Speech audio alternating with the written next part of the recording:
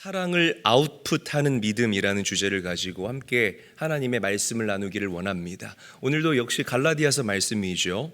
인류 역사상 가장 위대한 날을 꼽으라 하면 저는 두 날을 이야기를 하고 싶습니다. 첫 번째는 예수님께서 우리를 구원하시기 위하여서 이 땅에 오신 날, 그리고 둘째로는 1517년 10월 31일을 저는 말씀을 드리고 싶습니다. 마틴 루터가 종교개혁을 일으킨 날이 바로 이 날이기 때문이죠. 우리가 잘 알다시피 종교개혁은 유럽의 정치와 경제와 사회와 문화 모든 카테고리에 있어서 굉장한 개혁과 그리고 놀라운 변화의 바람을 일으키게 됩니다. 사실 이 종교개혁의 목적은 혁명이나 아니면 개혁이 목적이 아니었어요. 우리의 믿음을 리뉴하자, 새롭게 하자라는 것이 바로 종교개혁의 목적이었다는 것입니다. ad fontes, 우리가 다시 본질로 돌아가자라는 것이 종교개혁의 정신이었다라는 거죠. 종교개혁의 핵심 인물이었던 이 마틴 루터 이야기를 잠깐 드릴게요. 잘 들어보시기를 바랍니다. 여기에 굉장한 진리가 담겨져 있습니다.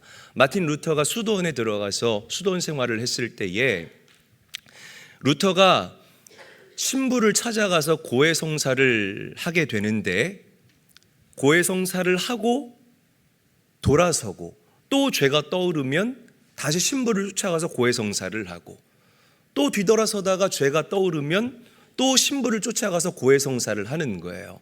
그러니까 나중에 신부가 짜증이 나는 겁니다. 그래서 마틴 루터를 불러서 너 하루에 한 번만 와.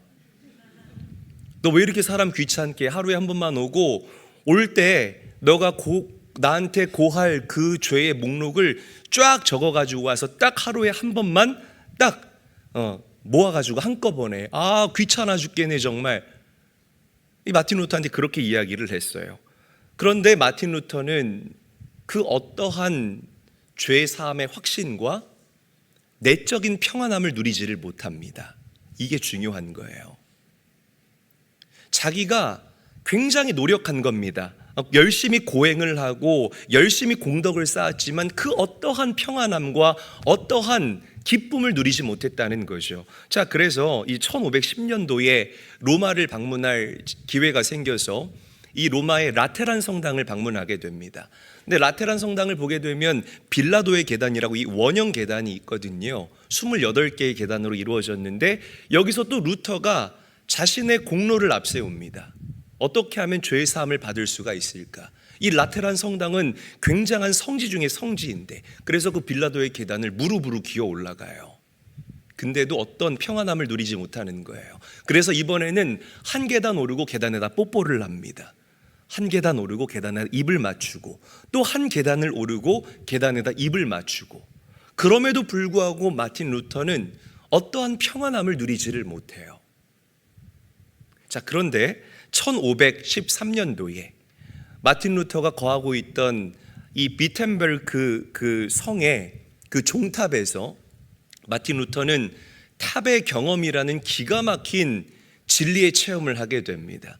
시편 22편에 나오는 그 절규, 내 아버지여 내 아버지여 어찌하여 나를 버리시나이까, 내 아버지여 내 아버지여 어찌하여 나를 버리시나이까 라는 이 절규가 하나님의 아들이신 예수 그리스도의 고백과 절규라는 이 진리를 깨닫고서 루터가 외치기 시작합니다.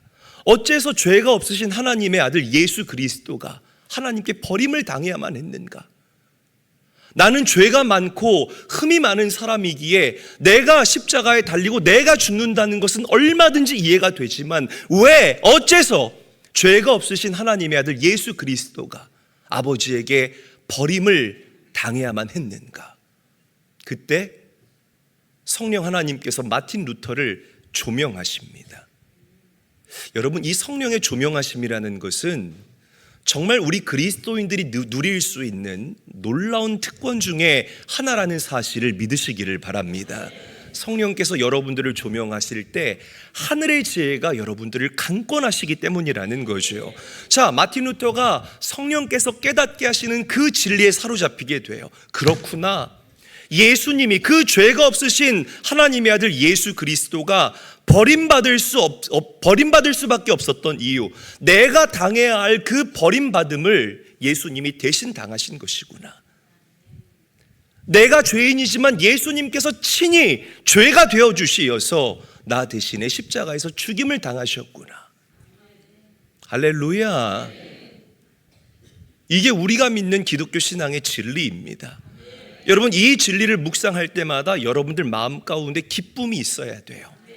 주님을 향한 감사함이 있어야 할 줄로 믿으시기를 바랍니다.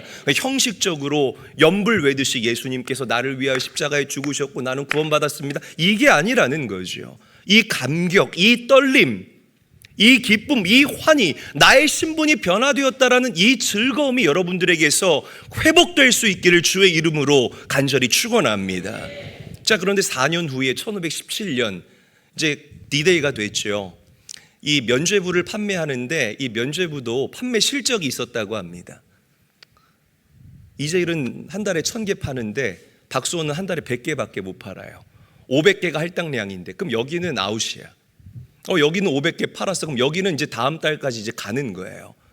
이 면죄부 판매 실적이 있었거든요. 그런데 이 면죄부 판매에 정말 탁월한 역량을 보였던 존 태첼이라는 신부가 있었습니다. 이 사람은 무슨 얘기를 했냐면, 당신들이 이 면죄부를 사기 위해서 금화를 이 헌금 바구니에 내는 순간 당신들의 영혼은 용수철처럼 천국을 향해서 튀어 올라갈 것입니다. 말도 안 되는 소리를 짓거렸습니다, 여러분.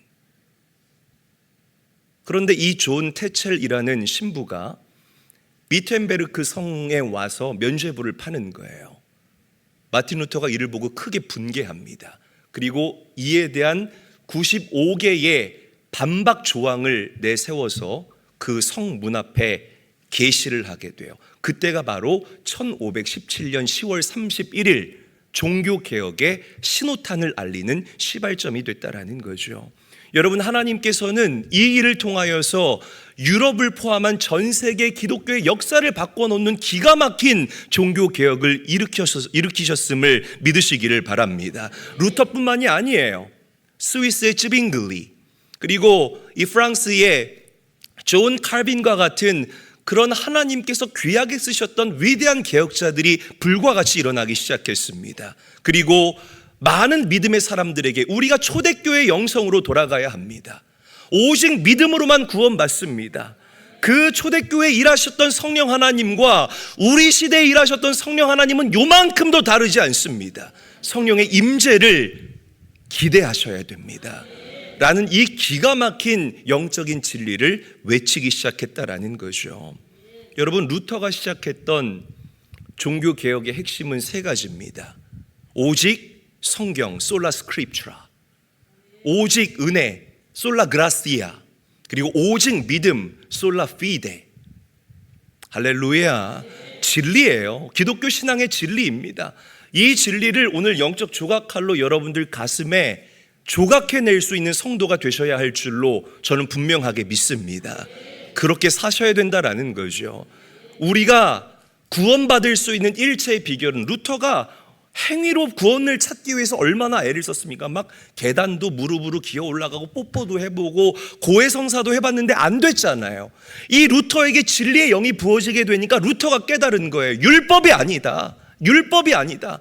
오직 말씀에 기초한 솔라 스크립추라, 말씀에 기초한 하나님의 은혜, 솔라 그라시아.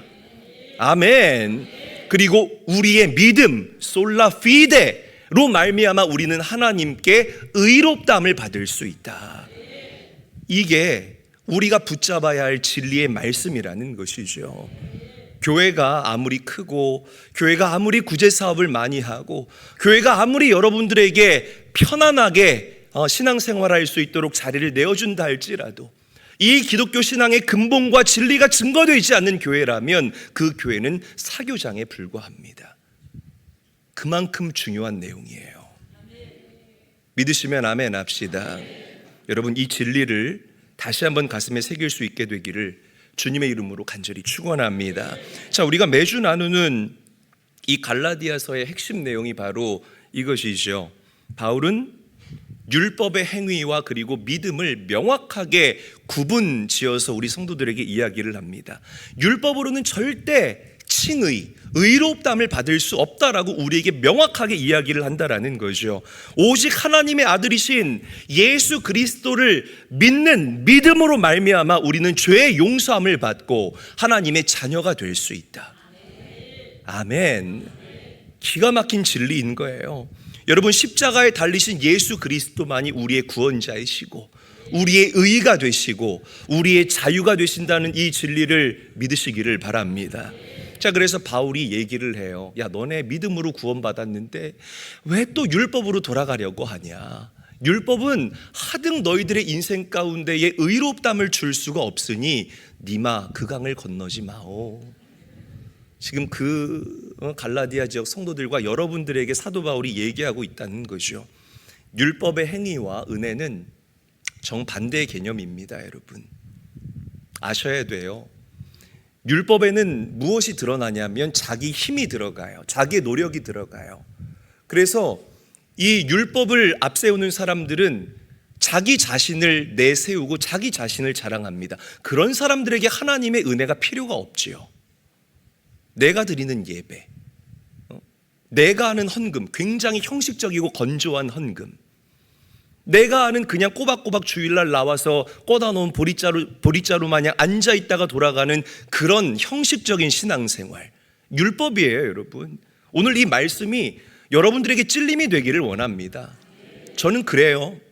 그렇습니다. 그러니까 뭔가 이 삶 가운데 풀어지는 역사가 나타나도 내가 잘나서 잘 풀어졌다라고 이야기를 하는 거예요. 내가 돈 잘 벌면 내가 투자 잘해서, 내가 순발력이 있어서 내가 이렇게 돈 벌었습니다. 하나님의 은혜라고 얘기하지 않습니다. 우리 자식들이 좋은 대학 가고 좋은 직장 취직하고 좋은 데 시집장가 가면 내가 어렸을 때부터 얘 키우는데 얼마나 애썼는 줄 아세요? 하나님이 하셨습니다라고 얘기하지 않아요.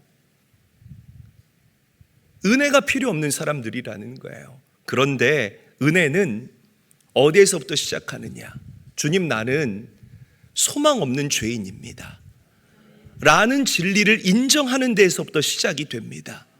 그리고 그럼에도 불구하고 나를 이렇게 아무 조건 없이 사랑하시는 그 하나님을 자랑하는 것이 바로 은혜이고 믿음입니다. 할렐루야. 그러니까 이 하나님의 말도 안 되는 신적인 성품의 사랑을 이야기할 수 있는 종교는 우리 기독교 신앙밖에 없다라고 저는 단언하고 싶다라는 거죠. 여러분, 나와 함께 하시는 그 하나님께 감사할 수 있는, 진정으로 감사할 수 있는 우리 제일교회 성도들의 신앙과 여러분들의 인생이 될 수 있기를 주의 이름으로 당부드립니다. 팔순의 어떤 목사님이 임종을 앞두고 있었대요. 그런데 40대에 그 아들이, 이 아들도 목사인데, 이 아들이 아버지를 위로해드리고 있었다고 합니다. 아버지 지난 50년 동안 목회하면서 정말 많은 업적을 이루셨습니다. 전 세계 열방을 두루 다니시면서 많은 교회를 세우셨고, 교단을 넘어서 한국 교계 전체에 아버지께서 정말 지대한 영향을 끼치셨습니다. 누가 뭐라고 해도 객관적으로 봐도 아버지는 정말 성공한 목회자이십니다. 그러자 이 아버지가 자리에 누워서 이렇게 말씀하셨다고 합니다. 아들아, 나에게 지금 업적을 얘기하지 말고 나에게 예수 그리스도의 은혜에 대해서 얘기를 해달라. 지금 내게 필요한 것은 내가 세상을 살아가면서 이루어놨던 그 업적이 아니라 오직 십자가의 은혜뿐이란다. 할렐루야. 여러분, 우리는 업적으로 구원받는 것이 아니에요. 믿으시기를 바랍니다. 여러분들의 인기로 구원받는 게 아니고요, 여러분들의 지식으로 구원받는 게 아닙니다. 오직 값없이 주시는 하나님의 은혜로 말미암아 우리가 구원을 누릴 수 있다라는 사실을 믿으시기를 바랍니다. 그래서 우리는 삶의 마지막까지 이 하나님의 의의 소망을 기다리며 살아갈 수 있어야 돼요. 자, 이 말씀이 뭔지 조금 더 우리 깊이 들어가 보죠. 5절 말씀 함께 한번 읽어보도록 하겠습니다. 한 목소리로 읽습니다. 시작. 우리가 성령으로 믿음을 따라 의의 소망을 기다리노니. 제가 의의 소망을 기다린다라는 부분을 강조를 했죠. 저를 한번 따라하죠. 의의 소망을 기다린다. 의의 소망을 기다린다. 우리 더 크게 선포합니다. 나는 나는 의의 소망을 기다리는 사람이다. 의의 소망을 기다리는 사람이다. 옆 사람과도 인사합니다. 우리는 의의 소망을 기다리는 사람들입니다. 인사하겠습니다. 자, 이게 무슨 말이냐? 하나님의 은혜로 말미암아 그리고 나를 대신해서 죽으신 예수님의 십자가의 그 죽으심과 부활하심으로 말미암아 여러분들은 이미 하나님의 아들이고 하나님의 딸이라는 그 의롭다 하심을 입은 자들이라는 사실을 우리는 분명하게 믿습니다. 아멘. 자, 그런데 우리가 얻은 이 의는요, 시작일 뿐이라는 거예요. 뭐일 뿐이라고요? 시작일 뿐이라는 것입니다. 우리의 이 의가 완벽하게 풀어지고 완벽하게 완성되는 때가 언제냐? 우리가 하나님 앞에 서게 되는 날. 우리가 하나님의 심판대에 서게 되는 그 날, 여러분들이 얻은 이 의가 완성되어지고 풀어지게 되는 기가 막힌 역사가 반드시 일어나게 된다는 거죠. 자, 우리 저의 짧은 나눔을 함께 영상으로 보고 계속 말씀을 이어가겠습니다. 이제 목회에 막 열정을 가지고 달려야 되는 그런 시즌이에요. 그러니까 늦은 봄, 초여름에 아마 그 초입에 저는 들어가 있다라고 생각하는데, 뭐 목양이나 말씀이나 아니면 선교적 삶, 이 성도들을 양육해 나아가는 것, 모든 것이 아직은 제게는 풀지 못한 이 숙제의 영역이다라고 저는 말씀을 드리고 싶고, 기왕 주님께서 언제 오실지는 모르겠지만 기왕 오실 거면 좀 웬만하면 주일날 오셨으면 좋겠다, 이런 생각을 해봅니다. 맞아. 네, 왜냐하면 우리가 월요일부터 토요일까지 살다 보면 마음에 이렇게 좋지 못한 것을 담을 때도 있고, 생각으로 마음으로 죄를 지을 때도 있고, 입술로 죄를 지을 때도 있는데, 그 찰나에 주님이 오시면 저는 되게 민망할 것 같거든요. 그래서 기왕이면 목회자로서 이렇게 복음을 전하는데 막 몰입하고 내 털끝 하나까지도 집중하는 그때 오시면 그래도 하나님께 이쁨 받지 않을까. 너무 공감돼요. 그런 생각을 해봤어요. 네. 여러분, 저의 고백인데 한번 오늘 이 말씀의 거울 앞에 우리 성도님들 한 분 한 분을 좀 비춰봤으면 좋겠습니다.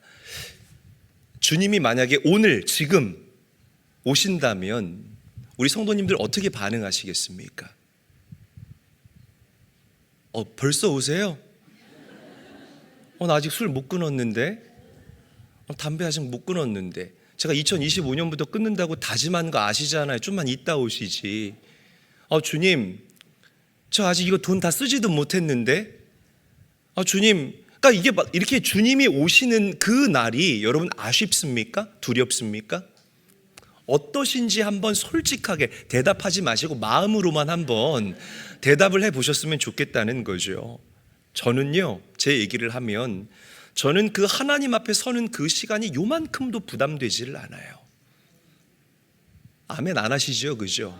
남 얘기니까 아멘 안 하시잖아요. 저는 하나님 앞에 서는 그 시간이 요만큼도 부담되지를 않습니다.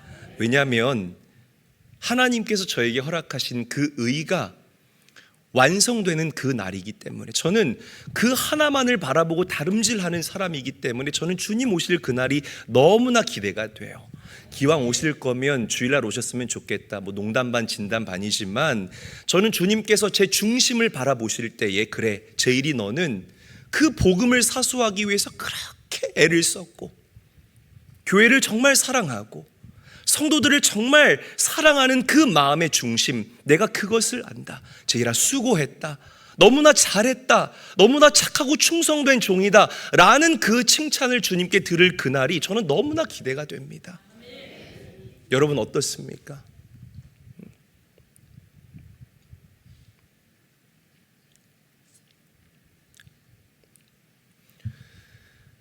여러분, 주님 앞에 서시는 그날이 오늘 여러분들에게 비참한 날이 되지 않기를 원해요.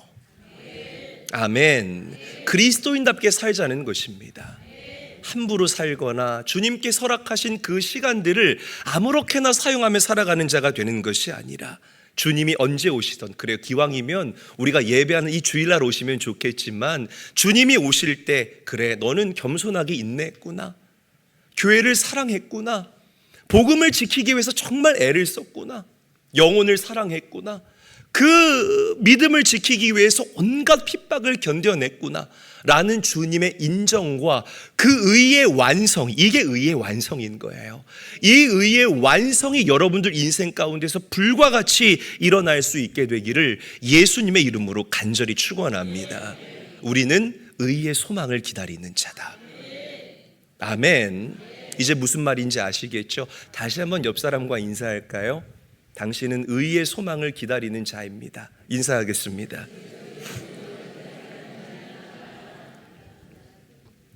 사도 바울은 두 번째로 사랑으로서 역사하는 믿음을 우리에게 강조해요. 자, 6절 말씀 함께 한번 읽어보죠. 한 목소리로 읽습니다. 시작. 그리스도 예수 안에서는 할례나 무할례가 사랑으로서 역사하는 믿음뿐이니라. 자, 저는 저 사랑으로서 역사하는 믿음이라는 이 구절이 정말 제 마음에 와닿습니다. 믿음에도 가짜가 있다는 거예요. 그러니까 사랑으로 역사하는 믿음이 진짜 믿음이라면 사랑이 없이 그냥 입으로만 떠벌떠벌대는 믿음은 가짜 믿음이다라는 것을 성경이 오늘 저와 여러분들에게 이야기하고 있다는 것입니다. 아무리 여러분들이 교회에 달려 나와서 두 손 들고 찬양하고 믿습니다, 아멘 해도요, 하나님께서는 그 여러분들의 입술의 고백보다 더 중요하게 보시는 것이 우리 성도들 마음의 중심을 보신다는 거예요. 그리고 마음에 담겨져 있는 그 은혜와 믿음, 이 은혜와 믿음의 본질이 뭐죠? 사랑이에요. 우리는 하나님의 사랑으로 구원받았습니다. 하나님의 사랑이 인풋 됐잖아요. 우리에게 들어왔잖아요. 그 사랑을 아웃풋, 실천하며 살아가는 그 사람들의 그 믿음의 행위를 보고 여러분들의 믿음이 진짜인지 가짜인지를 판단하신다는 겁니다. 제가 술, 담배하는 어떤 집사님과 깊은 교제를 하면서 이분이 술, 담배를 끊게 되는 그 과정에 대해서 얘기를 들었는데 오늘 말씀에 적용할 수 있겠더라고요. 제가 허락을 받고 말씀을 좀 나눕니다. 여러분, 술, 담배 한다고 해서 구원받지 못할까요? 그렇지 않습니다. 술, 담배 한다고 구원받지 못하는 것 아니에요. 구원은 받습니다. 다만 우리가 그리스도인으로서 술과 담배를 멀리해야 하는 이유가 무엇인가? 의존성이 있기 때문에 그런 겁니다. 담배 피우는 사람들 한 2시간 지나면 손 떨리죠. 저기 생선 가게 생선 눈 마냥 막 이렇게 초점을 잃어가고 이 니코틴이 충전이 안 되면 막 어쩔 줄을 몰라 합니다. 웃는 사람들 수상한 분들입니다. 이게 담배가 의존성이 있다는 거예요. 믿음의 사람들이 예수님을 의지해야 되는데 담배 의지하고 앉아 있는 겁니다. 그러니까 인생 가운데 예수님을 포함하는 그런 인생이 되겠냐고요. 술도 똑같습니다. 술은요, 백해무익합니다. 우리 안에 성령 하나님이 계시는데 거기에다가 술을 집어넣는 거예요. 그리고 술 취하면 지키지 못할 약속하고 충동적인 행동을 하고 돌이킬 수 없는 실수를 하게 되잖아요. 우리가 온전한 믿음 생활을 하는데 요만큼도 도움이 되지 않는 것이 바로 술과 담배라는 거죠. 동의 아무도 안 하시나요? 이분이 이런 경험을 했대요. 굉장히 솔직한 고백인데 혹시 여러분들은 어떠신지 한번 생각을 하면서 들어보시기를 바랍니다. 목사님, 제가 말씀을 듣고 술, 담배를 끊어야겠다라고 금요 예배 시간에 결심을 했습니다. 이제 오늘이 지나면 나는 술, 담배를 안 한다. 그 마음을 가지고 예배를 드렸다는 거예요. 그런데 찬양을 막 하는데 갑자기 그날이 더운 날이었나 봐요. 찬양을 막 끝냈는데 갑자기 이 마음에 연기처럼 스물스물, 야, 오늘 같은 더운 날에 이렇게 소주 붓고 맥주 붓고 젓가락으로 탁 쳐서 먹으면 이거 기가 막히겠다 라는 생각이 이분의 표현이에요.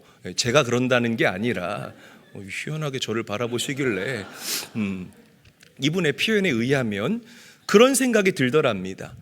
그리고 말씀을 들으니까 그 생각의 연기가 스물스물 내 마음의 70% 정도를 자리하고 있었대요. 근데 자기가 들어올 때 이미 끊겠다고 막 기도하고 선포했던 게 있어서 그 마음이 있음에도 불구하고 하나님, 제가 끊을게요.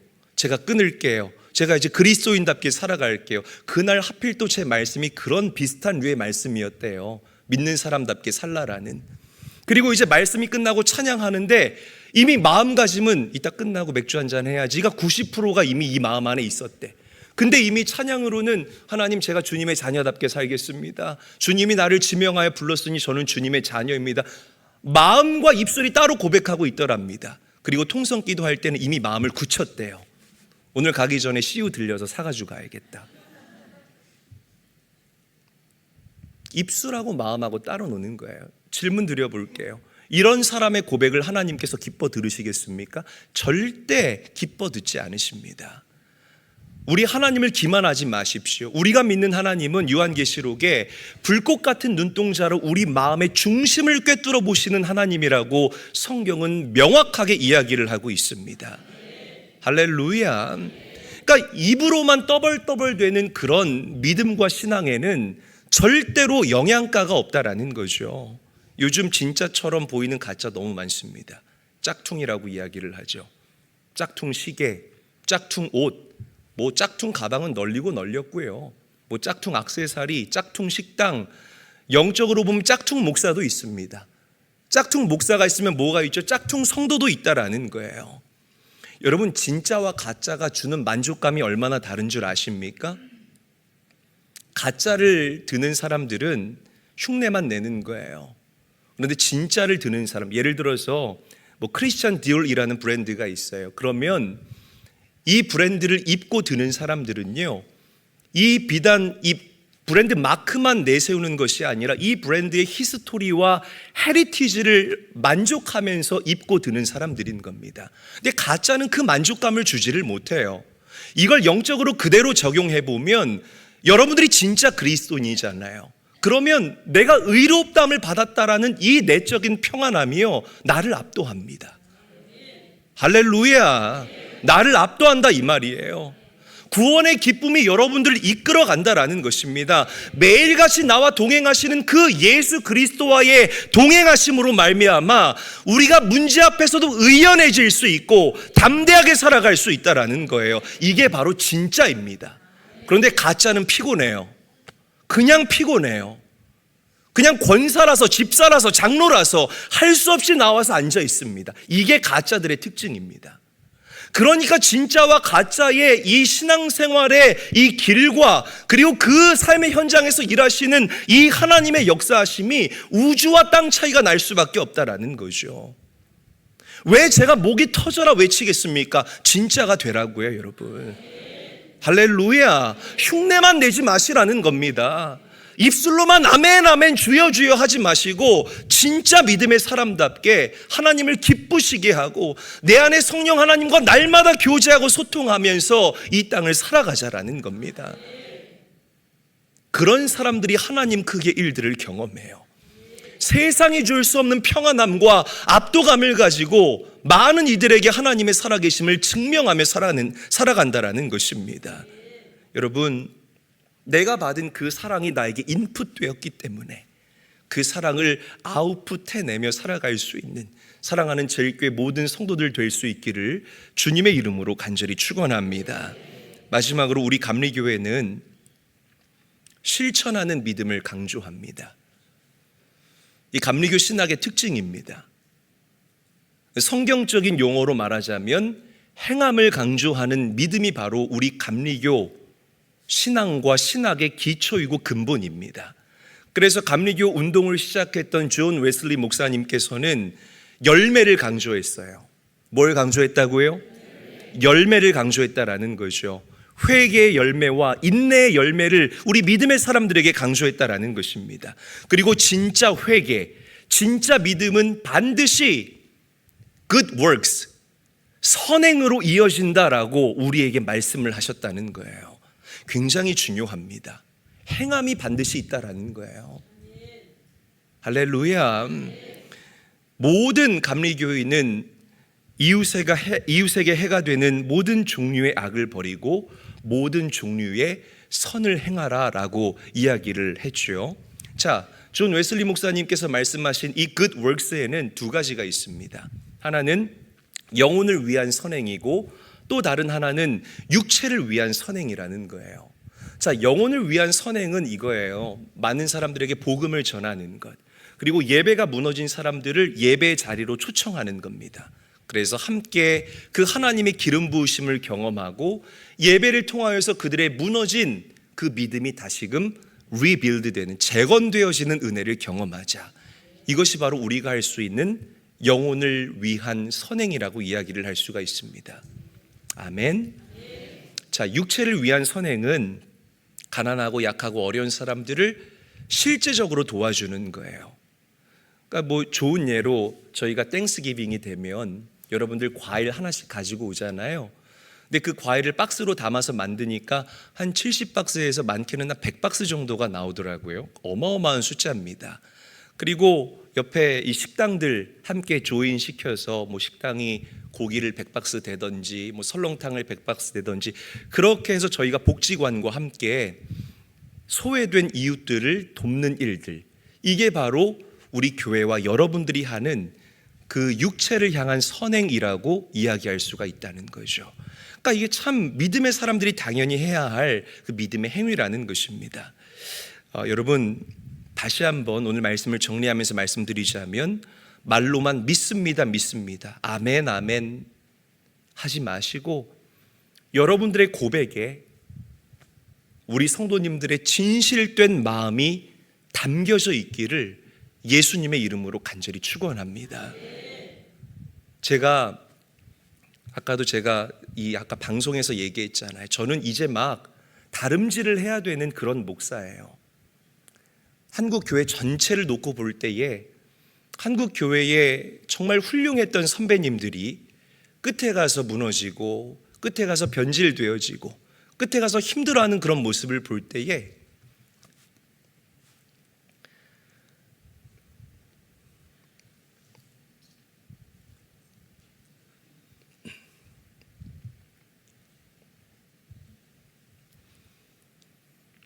정말 마음이 아픕니다.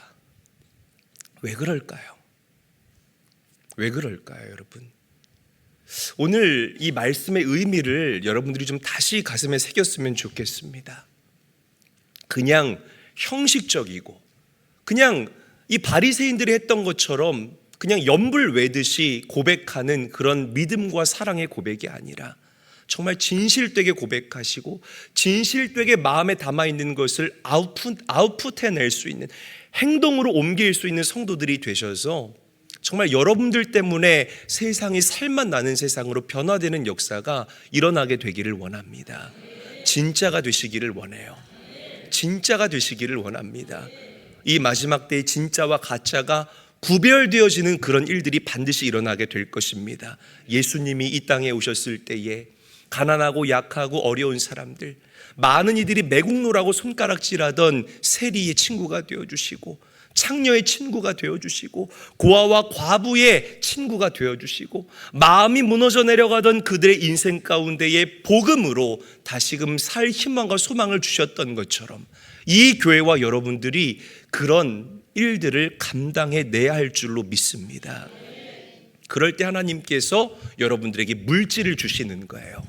그리고 여러분들에게 사람을 주시는 것이고 배움이 필요하면 그때 여러분들에게 하나님께서 배움도 주시는 것이라는 겁니다. 이 영적 우선순위를 여러분들이 명확하게 할 수 있기를 원합니다. 여러분, 하나님의 기쁨이 되십시오. 그래서 복된 인생 살아갈 수 있는 사랑하는 제일교회 모든 성도들이 되시기를 주의 이름으로 간절히 축원합니다.